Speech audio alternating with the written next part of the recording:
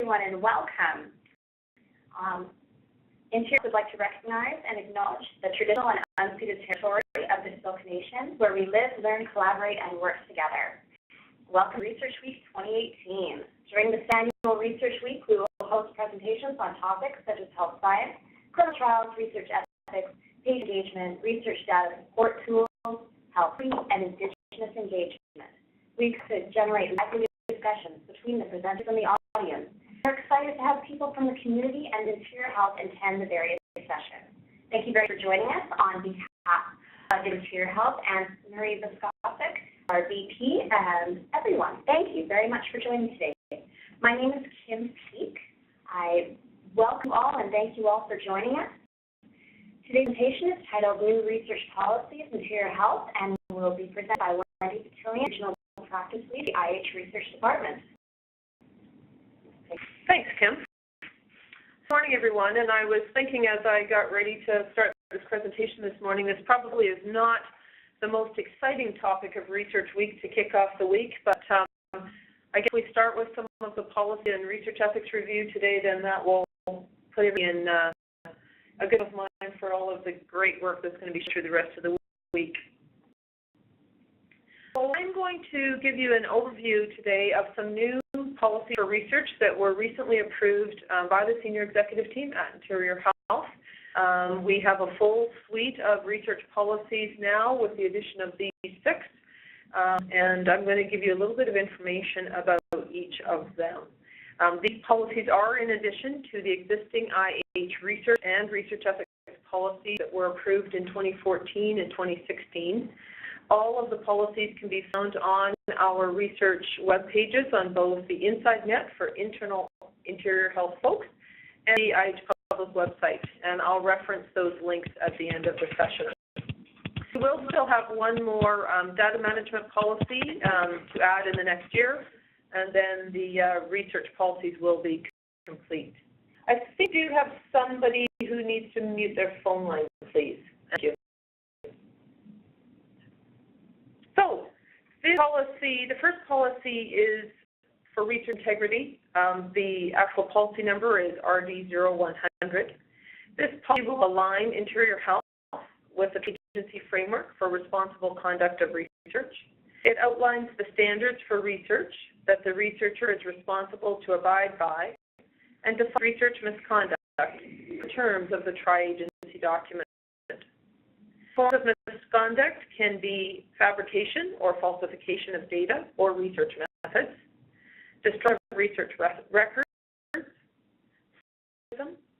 republication or invalid authorship, management of conflict of interest, or to comply with ethics and institutional policies for the protection of participants or health and safety of the public.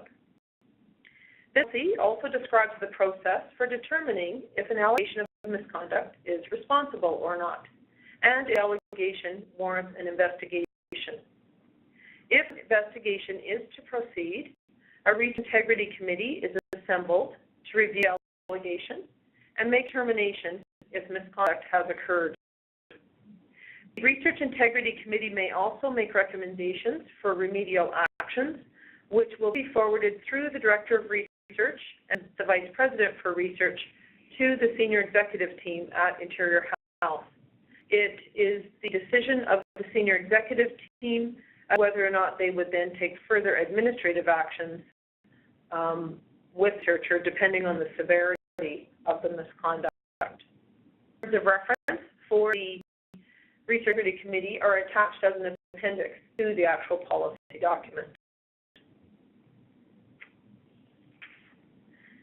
The policy is RD0200 for research qualifications and responsibilities. This policy defines principal investigator and qualified investigator for Health Canada for regulated clinical trials. We're seeing more clinical trials coming to Interior Health over the last year, and we expect more to continue to come with a renewed interest by a number of physician investigators. So we have to be very clear in policies as to when the definition qualified investigator applies. Must provide evidence of their qualifications to conduct research when they submit a research project to the health authority. For clinical trials, we currently require a copy of the quality investigators' CV and their training records.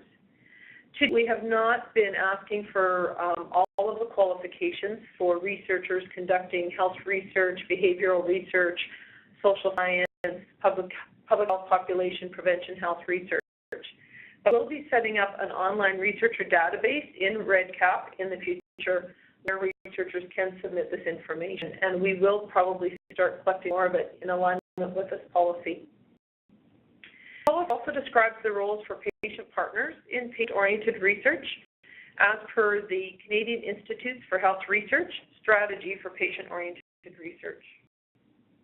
There are significant changes from our current practice with this policy. In addition to gathering researcher qualifications in a more formal way, the significant changes that external researchers with no current affiliation with Interior Health will now have to apply for affiliated investigator status prior to conducting research.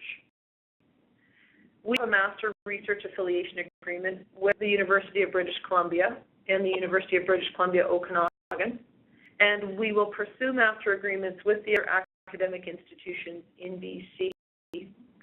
Once there's an overarching affiliation agreement between the two institutions, the process for the researcher is to submit a short application form with a letter regarding their research program or their research interests.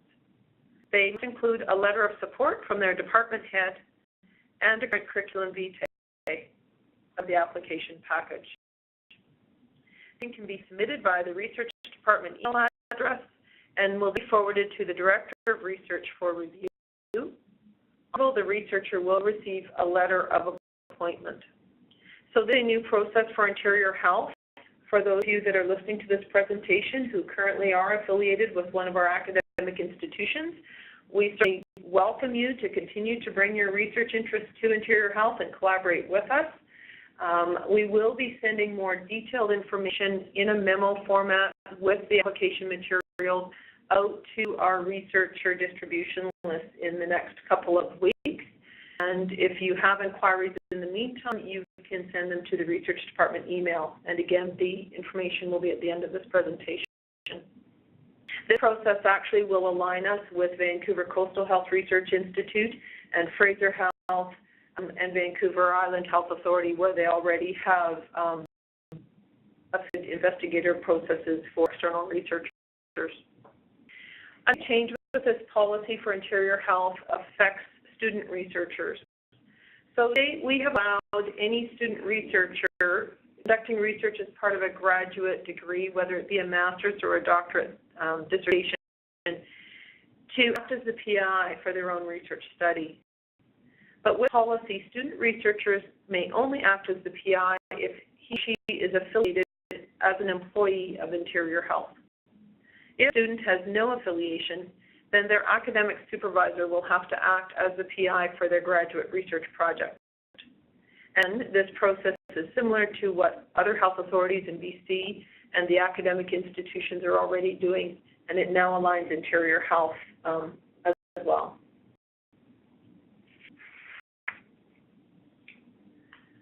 So to change gears a little bit with the third policy. As you all know, if you're researchers, and for those of us who are stakeholders or facilitators or collaborators in research projects, the information and health system healthcare data is always like a big repertoire for research, and it is asked for quite often for research purposes.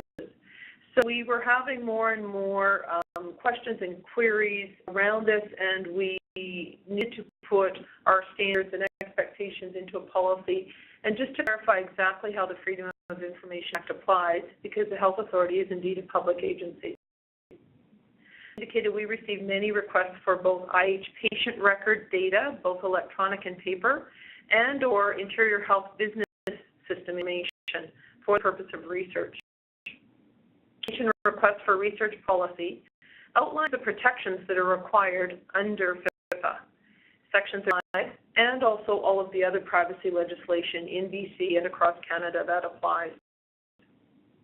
It describes the processes for use of IH information for the purpose of research, including access, use, disclosure, security, retention, and destruction.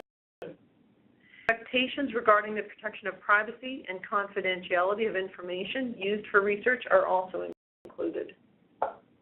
Identifiable information will be used without a person's consent, where consent has been approved by the Research Ethics Board. The information sharing agreement is also required.